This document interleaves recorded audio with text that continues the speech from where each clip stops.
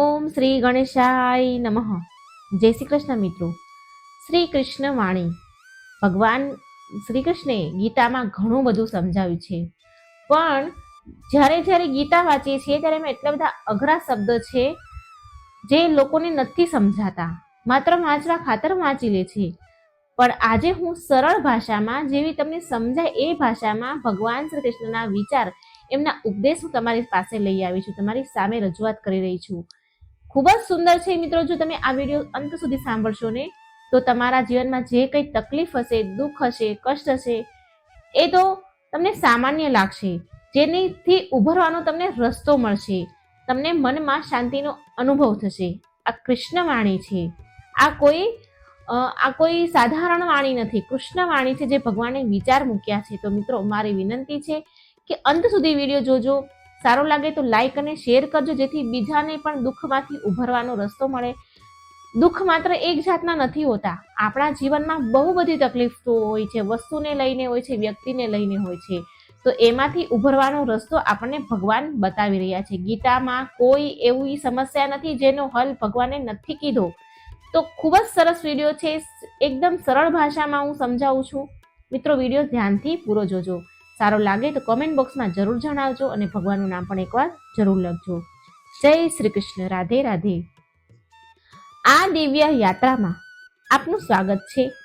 હે ભગવાન કૃષ્ણ, આજે જે આ તમારી અમૃત વાણી સાંભળે તે ભક્તોના જીવનમાં તમારા આશીર્વાદ હંમેશા બની રહે અને દરેક મુશ્કેલીઓ એમની દૂર થાય. તો મિત્રો, ચાલો આપણે વાર નથી કરવી અને ભગવાન કૃષ્ણની અમૃત વાણી, અમૃત ઉપદેશ ની અદ્ભુત યાત્રા આપણે શરૂ કરીએ. શ્રી કૃષ્ણ કહે છે, જો તમારે સુખી થવું હોય ને તો તમારા સંજોગો જોઈને જીવનના નિર્ણયો લો. જેઓ દુનિયાને જોઈને નિર્ણયો લે છે ને તેઓ ના ખુશ રહે છે. કોઈ ગમે તે કરે, બસ પોતાના મનને શાંત રાખો, પોતાની જાતને શાંત રાખો. કારણ કે સૂર્યના કિરણો ગમે તેટલા પ્રખર કેમ ન હોય, એ સમુદ્રને નથી સૂકવી શકતા. એક પક્ષીએ ભગવાનને ફરિયાદ કરી કે ભગવાન, મેં બહુ મુશ્કેલીથી માળો બનાવ્યો હતો, તમે વાવાઝોડું મોકલ્યું, તોફાન આવ્યું અને મારું ઘર, મારો માળો નષ્ટ પામ્યો.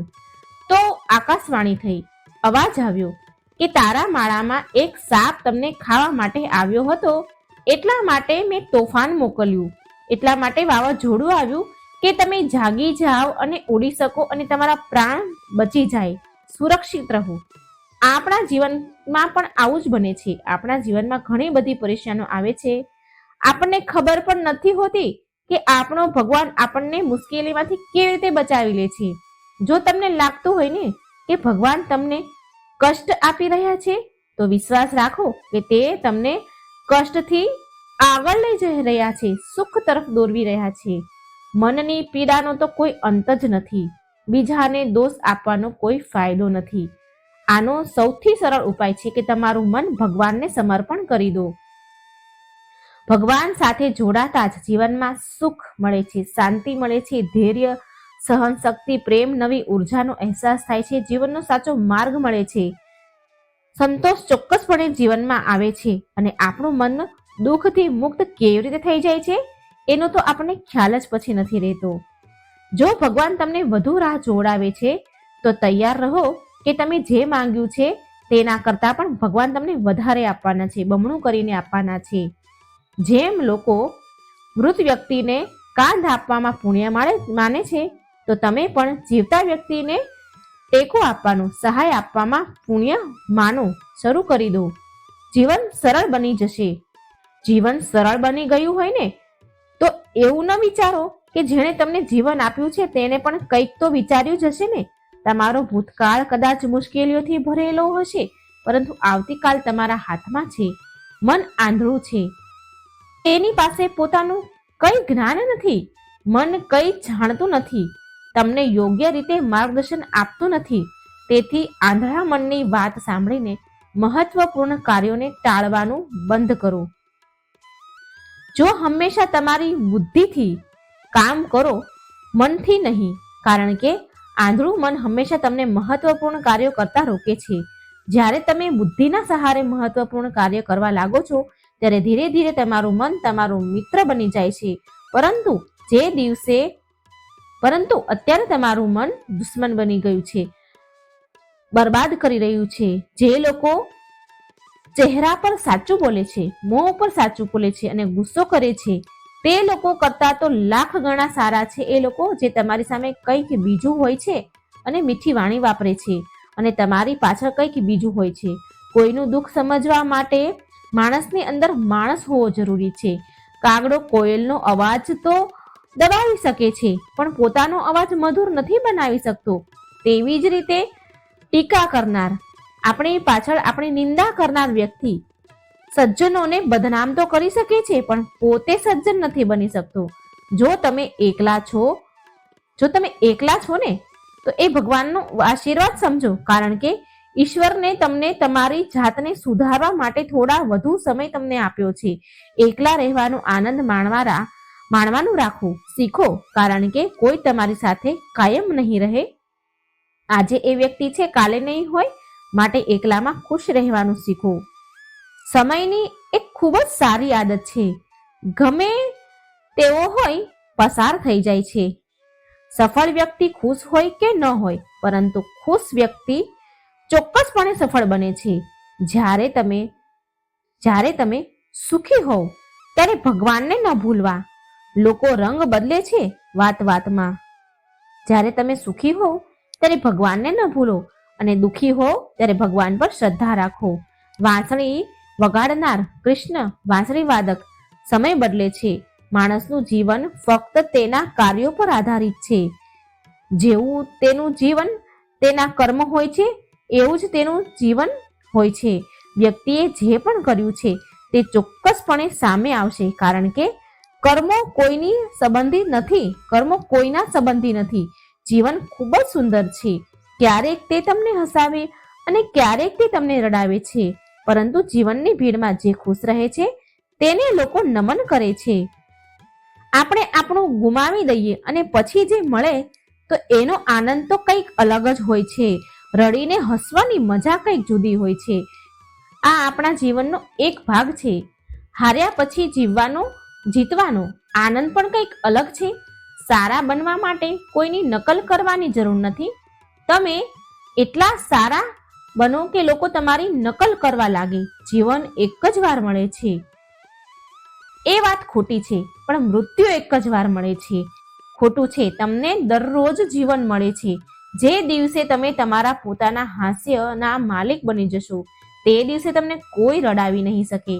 જો કોઈ તમારી પાસે કંઈક માંગી લે તો જરૂર આપજો, કારણ કે ભગવાને તમને માંગવા વાળામાં નહીં પણ આપવા વાળામાં રાખ્યા છે. યાદ રાખો કે સારો સમય જોવા માટે તમારે ખરાબ સમયનો પણ સામનો કરવો પડશે. દરેકની સેવા કરો, પરંતુ કોઈની પાસેથી કંઈ પણ અપેક્ષા ન રાખો, કારણ કે સેવાની સાચી કિંમત ભગવાન જ આપે છે. હંમેશા તમારી નજર એ વસ્તુ પર રાખો જે તમે મેળવવા માંગો છો, તેના પર નહીં જે તમે ગુમાવી છે. તમે જે વસ્તુ ગુમાવી છે. અન્ન અને જલથી શ્રેષ્ઠ દાન બીજું કોઈ નથી, અને માતા પિતાથી મોટો કોઈ દેવ નથી. જીવનમાં સૌથી મોટો ગુરુ મંત્ર એ છે કે તમે તમારા રહસ્યો કોઈને ન જણાવો, કોઈને ન બતાવો. તમે જરૂર કરતા વધારે સન્માન, માન કોઈને આપો છો તો લોકો તમને નીચા અને કિંમત નથી કરતા, તમને નીચા સમજે છે, નીચા સમજવા લાગે છે, તમારી વેલ્યુ નથી કરતા. જે લોકો તમારી પીઠ પાછળ તમારા વિશે વાત કરે છે તો ગભરાશો નહીં, કારણ કે એવા લોકો વિશે વાત કરે છે, લોકો એવા વિશે જ વાત કરે છે જેમની વાત કરવા યોગ્ય હોય.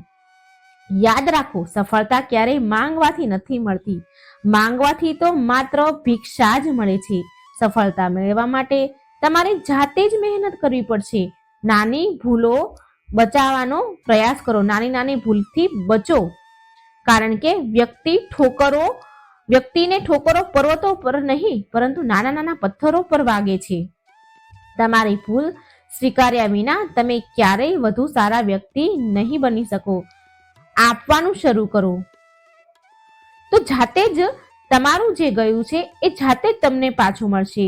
તમે બીજાને તમારે જે જોઈતું હોય, માન જોઈતું હોય તો માન આપો, વસ્તુ જોઈતી હોય તો વસ્તુ આપો, ભેટ જોઈતી હોય તો ભેટ આપો.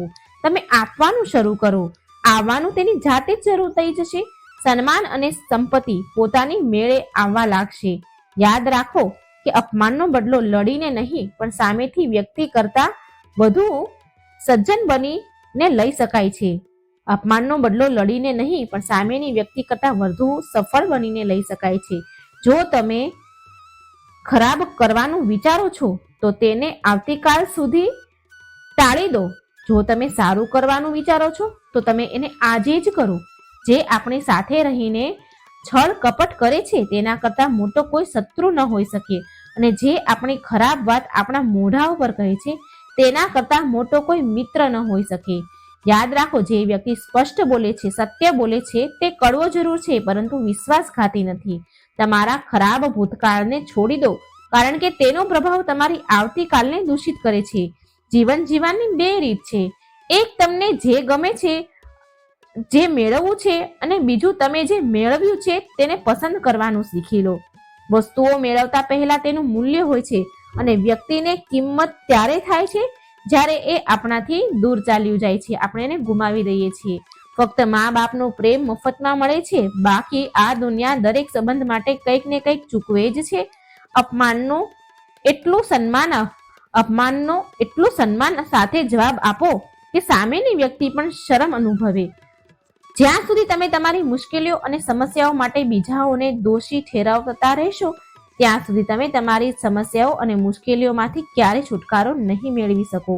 બને તેટલું સાંભળો અને જેટલું બને એટલું ઓછું બોલો. ચૂપ રહો. એટલે ભગવાનને આપણને બે કાન અને એક મોં આપ્યું છે. વારંવાર માફ કરો, પરંતુ ફક્ત એક જ વાર વિશ્વાસ કરો. જીવનમાં ક્યારેય કોઈને એટલું મહત્વ ન આપો કે તે તમારા ચહેરા પરથી હાસ્ય છીનવી લે. તેમની સફળતા ફક્ત તે જ પ્રાપ્ત કરે છે જે સમય અને સંજોગો પર રડતા નથી. કોઈ પણ વસ્તુ કાયમી નથી હોતી. તમારી જાતને વધારે તણાવ ન આપો, કારણ કે પરિસ્થિતિ ગમે તેટલી ખરાબ કેમ ન હોય તે તો બદલાઈ જ જાય છે. સમય સાથે ઘણી બધી વસ્તુઓ બદલાય છે. લોકો બદલાય છે, માર્ગ બદલાય છે, લાગણીઓ બદલાય છે, નિયતિ પણ બદલાઈ જાય છે. બધું જ સમય સાથે બદલી જાય છે. આજે તમે જે કર્યું છે તે તમારી સાથે કાલે થશે જ. આ નિયતિનો નિયમ છે. જો તમારે કંઈક બનવું હોય ને તો કોઈકની જરૂર નહીં પણ કોઈની કમી બનો. જરૂરિયાત તો કોઈ પણ પૂરી કરી શકે છે, પણ કોઈની કમી કોઈ પૂરી કરી શકતું નથી. જો તમે કોઈને કંઈ આપી શકતા નથી તો ફક્ત પ્રાર્થના કરો, એની માટે દુઆ કરો કે પ્રાર્થના એ ભેટ છે જેના માટે તો અમીરો પણ હાથ લંબાવે છે. જ્યાં તમને લાગે છે કે આપણા કારણે બીજાને દુઃખ થાય છે ત્યાંથી દૂર જવું વધુ સારું છે. છળ કપટ અને પાપ જેટલું તમે સહન કરી શકો ને એટલું જ તમે બીજાને આપો, કારણ કે કુદરત કોઈને છોડતો નથી. પૃથ્વી પર દરેકનો હિસાબ થાય છે. જો તમારે કોઈ દુશ્મન નથી તો તેનો અર્થ એ છે કે તમે તે સ્થાન પર પણ મૌન હતા જ્યાં સત્ય બોલવાનું હતું. ખૂબ જ મહત્વપૂર્ણ હતું. પ્રેમ મફત હોવા છતાં પણ આ પૃથ્વી પરનો સૌથી મોંઘો સુખ છે. જીવનમાં અત્યાર સુધી મને ખબર પડી છે કે કેટલાક ઊંડા સંબંધો નબળા લોકો સાથે હોય છે, જે રમકડાની જેમ તમારો વિશ્વાસ તોડી નાખે છે. જ્યારે વરસાદ અને સૂર્યપ્રકાશ બંને મળે છે ત્યારે મેઘધનુષ્ય રચાય છે. તેથી સુંદર જીવન માટે સુખ અને દુઃખ બંને જરૂરી છે. વ્યક્તિ ત્યારે જ વિચલિત અને તણાવ અનુભવે છે જ્યારે તે પોતાના માટે ઓછું અને બીજાના માટે વધુ જીવે છે. જે ક્ષણ તમને ઠોકર મારે છે ને તેને ખરાબ ન કહો, પણ તે ક્ષણની કદર કરજો, કારણ કે તે તમને જીવવાની રીત શીખવે છે. તમે જેમને પ્રેમ કરો છો તેઓ તમારી સફળતામાં સામેલ થાય છે. જે લોકો તમને પ્રેમ કરે છે તેઓ તમારા સંઘર્ષમાં સામેલ થાય છે. ફક્ત તે જ સામેલ થાય છે. ફક્ત એ જ વ્યક્તિ ચમકે છે જે સૌથી પહેલા વિખરાઈ ગઈ હોય. આ જીવનનું સત્ય છે. કેટલાક ખોટા નિર્ણયો જીવનનો સાચો અર્થ શીખવે છે. સંબંધ નિભાવવા માટે એક જ શરત છે, કોઈની ભલાઈ જુઓ, તેની ખામીઓ નહીં. જરૂરિયાત વિના લોકોની સંભાળ રાખવી એ સારા વ્યક્તિની નિશાની છે. હંમેશા ભગવાનમાં આશા રાખો, કારણ કે આ આખા જગતમાં ભગવાન જેટલા ઝડપથી કોઈ પ્રસન્ન નથી થતું. જે વ્યક્તિનું મન શાંત છે, જે વ્યક્તિ બોલતી વખતે અને પોતાનું કામ કરતી વખતે શાંત રહે છે તે વ્યક્તિ એ છે જેને સત્ય મળ્યું છે અને દુઃખ અને પીડાથી મુક્ત છે. માચીસની સળી બીજાને બાળતા પહેલા પોતે બળે છે. આ રીતે આપણો ક્રોધ પણ માચીસની સળીની જેવો હોય છે. બીજાને નષ્ટ કરતા પહેલા પોતાને જ નષ્ટ કરે છે. માત્ર બે જ લોકો સમજદારીથી બોલે છે, એક જે મોટી ઉંમરનો છે અને બીજો જેને ખૂબ જ નાની ઉંમરમાં દુઃખ જોયું છે, સમય જોયો છે. આ જગતમાં જુનૂન જેવી કોઈ આગ નથી અને મૂર્ખતા જેવી કોઈ ઝાડ નથી. નફરત જેવું કોઈ જાનવર નથી અને લોભ જેવી કોઈ ધાર નથી. તમારે 36 ગુણોની જરૂર નથી, ફક્ત 4 ગુણો જોઈએ. સારું વર્તન, સારા ઈરાદા, સારી ભાવના, સારું હૃદય અને પ્રામાણિકતા. જે દિવસે તમને ખ્યાલ આવશે કે તમારા સિવાય આ દુનિયામાં બીજું કોઈ નથી તમારું, તે દિવસથી તમારું વાસ્તવિક જીવન શરૂ થશે. વધુ પડતી અપેક્ષાઓ છોડી દો, મનની શાંતિ ફરી પાછી આવશે. કેટલાક લોકો હંમેશા હસતા રહે છે કારણ કે તેઓ જાણે છે કે તેમના દુઃખને સમજવા માટે કોઈ જ નથી. જો તમે તમારા દિલની વાત કોઈને કહી દો તો પણ તે તમારી મજાક જ ઉડાડશે. જે બીજાના હક અને સુખ છીનવી લે છે તેનું સુખનું જીવન બહુ ટૂંકું હોય છે. સંબંધો જાળવી રાખવા માટે ઘણી નમ્રતાની જરૂર હોય છે. છળ કપટથી તો માત્ર મહાભારત રચી શકાય છે. હંમેશા તે કામ કરો જે સાચું છે, સત્ય છે. તે કામ નહીં કે જે સરળ છે. ગરીબી દ્વારા શીખવામાં આવતા પાઠ વ્યક્તિને અંદરથી બદલે છે, મજબૂત કરી દે છે. તમે જે રીતે વાત કરો છો તે જ રીતે સાંભળવાનું પણ પસંદ કરજો. ભગવાનને તમારો સૌથી નજીકના મિત્ર બનાવો, કારણ કે આખી દુનિયા આપણને છોડી દે છે ને ત્યારે પણ ભગવાન તમારો સાથ આપે છે, તમારી સાથે રહે છે. એવા લોકો સાથે મિત્રતા જાળવી રાખો જે તમને વધુ સારા બનાવવાની પ્રેરણા આપે છે, જેઓ તમારી સંભાળ રાખે છે, જેઓ તમને પોતાના માને છે, જે તમને તમારા ઘર જેવો અનુભવ કરાવે છે, જે તમને મદદ કરે છે અને તમને સમજે છે. મૃત્યુ સમયે તમારું કોઈ સાંભળશે નહીં. કર્મની ગતિ નક્કી કરશે કે તમને કઈ દિશામાં લઈ જવા. આરોગ્ય એ સૌથી મોટી ભેટ છે. સંતોષ સૌથી મોટી સંપત્તિ છે. વફાદારી એ સૌથી મોટો સંબંધ છે. છેતરાશો તો છેતરાઈ જશો, આજે નહીં તો કાલે. સત્ય સાથે જીવન જીવશો તો દરેક ક્ષણે શાંતિ મળશે. શા માટે ઉપવાસ હંમેશા ખોરાકનો જ હોવો જોઈએ? લોભ, વાસના, દ્વેષ, અપશબ્દો, ક્રોધ અને ગંદા વિચારોનો પણ હોવો જોઈએ ઉપવાસ. જો કોઈ પણ કાર્યમાં મનનો સંકલ્પ અને શરીરની શક્તિ પૂરી રીતે લગાવવામાં આવે તો સફળતા અનિવાર્ય છે, જરૂર મળે છે. ભાગ્યના દરવાજા પર માથું પછાડવાના બદલે કર્મોનું તોફાન ઊભું કરો તો દરવાજો ભાગ્યનો આપોઆપ ખુલી જશે. ક્રોધની સ્થિતિમાં માયાનો જન્મ થાય છે. માયા બુદ્ધિનો નાશ કરે છે. બુદ્ધિની નાશ થતા જ વ્યક્તિનું પતન થાય છે.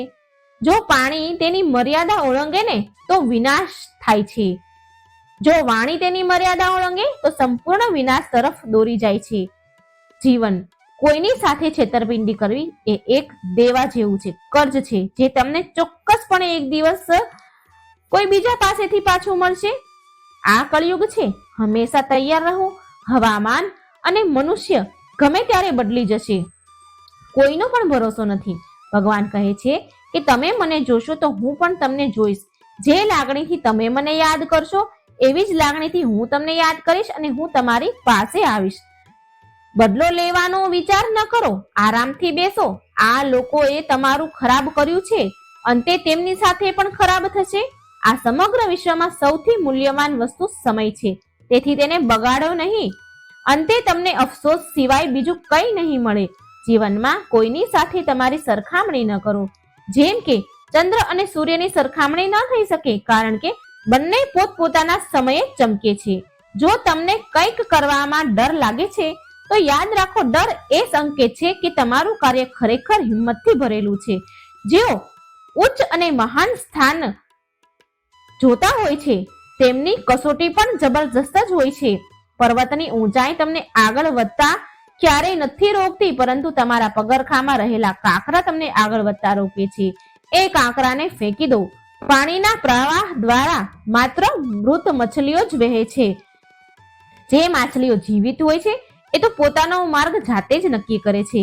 તમારી સમસ્યાને કહો કે તમારી હિંમત કેટલી મોટી છે. સફળતા એ નથી કે જે પોતાના દુશ્મનો પર વિજય મેળવે છે, પણ સફળતા એ છે જે પોતાની ઈચ્છાઓ પર વિજય મેળવે છે. જો તમે એટલા માટે તમારા સપના પર કામ કરવાનું બંધ કરી દીધું છે કે કોઈ કેવું વિચારશે, કોઈ શું કહેશે, કોઈ શું બોલશે, તમે તે કરી શકતા નથી, આ હિસાબે જો તમે કામ કરવાનું બંધ કરી દીધું છે, તો આ તમારું સ્વપ્ન નથી, આ તમારી એક નાની એવી ઈચ્છા છે. જેઓ તમને નજીકથી ઓળખતા નથી ને, તેમના શબ્દોને હૃદયમાં ન લો, તેની વાતને દિલથી ન લગાડો. આગળ વધો અને કંઈક કરો. જીવનમાં સારા માણસો ન શોધો, પણ જાતે સારા બનો. તમને મળીને કોઈની શોધ પૂરી થઈ જશે. જો તમે ઉડી ન શકો ને તો દોડો, દોડી ન શકો તો ચાલો, અને ચાલી ન શકો તો આળોટો. મતલબ ચાલી ન શકો તો આળોટો, પણ હંમેશા આગળ વધો, દડતા રહો. એકવાર ગુરુજીએ તેમના શિષ્યોને પૂછ્યું, શું તમે જાણો છો કે આપણી અંદર એક મોટું યુદ્ધ સતત ચાલતું હોય છે, ચાલ્યા કરે છે? આ સાંભળી બધા શિષ્યો ચૂપ રહ્યા અને બોલ્યા, ગુરુજી એ શું છે?